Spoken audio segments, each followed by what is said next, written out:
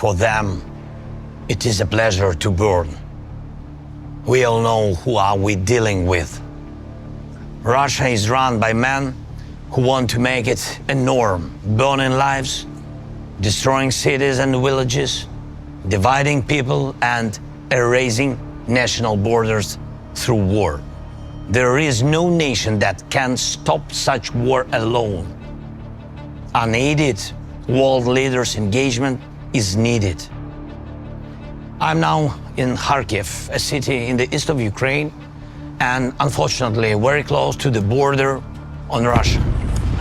What does it mean for Kharkiv? A third year of constant terror. More than 1 million of people in this city. And every night and every day, Russian army is shelling the city, mostly with S-300 missiles. These are air defense missiles which Russia employs to terrorize the land. There is not a single district or street in the Kharkiv that hasn't suffered from this regular cruelty. Russia added strikes with guided aerial bombs. Russian aviation comes close to our state border and launches these bombs straight on the city. It is a weapon of indiscriminate destruction. And anyone in any city of the world, from Sao Paulo to Harbin, take this the same way as terror, just like all other Russian strikes on hundreds of other of our cities and villages. Some of them, once booming with life, are now burned to ashes, people less. A burnt out emptiness, the most horrible consequence of war. War that we didn't want in Ukraine, that we haven't provoked, and in which Ukraine is defending itself from Russian attempts to seize our resources and territories and destroy our national identity. And the world sees it. Behind me are the books burned down by Russian missiles. It was one of the largest publishing houses in Ukraine.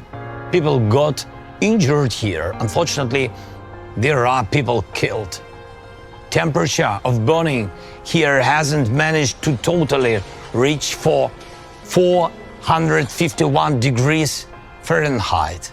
But that's what the leaders of Russia need and want, even higher temperatures.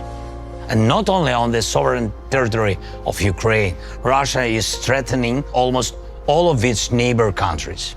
Russia is the only state that captured the nuclear power plant and is openly using it for radiation blackmail. There is nothing that wouldn't become a weapon for Russia, including hunger. And exactly this the world felt when Ukraine was hit by Russian naval blockade. Russia is the only source of aggression and constantly tries to expand the war. Right now, these days, we are defending ourselves 60 kilometers northeast from this place, from yet another attempt of the Russian assault. Russia is preparing for offensive actions also 90 kilometers northwest from here. They gather another group of troops near our border. The one who does all this doesn't want peace. Does Russia want a dialogue? Ukraine had the world's largest experience of lies from Russia during negotiations. Lies that in particular was Russian cover-up for preparing this war. And that's exactly why global efforts are needed. Global Peace Summit of the leaders whom Russia will not be able to deceive. Summit that will show who in the world really wants to end the war and not just claim the ceasefire, which will inevitably be broken by Russian rockets and artillery, just like as it was dozens of times before. Together with Switzerland, we are preparing such summits. It starts on June 15th. More than 80 countries confirmed they will come. And we continue to work with the leaders, inviting them to join the summit. I thank everyone who really helps to bring the peace. And I am appealing to the leaders of the world who are still aside of the global efforts of the Global Peace Summit. To President Biden, the leader of the United States, and to President Xi, the leader of China, we do not want the UN Charter to be burned down just like these books. And I hope you don't want to either. Please show your leadership in advancing the peace, real peace, not just a pause between the strikes.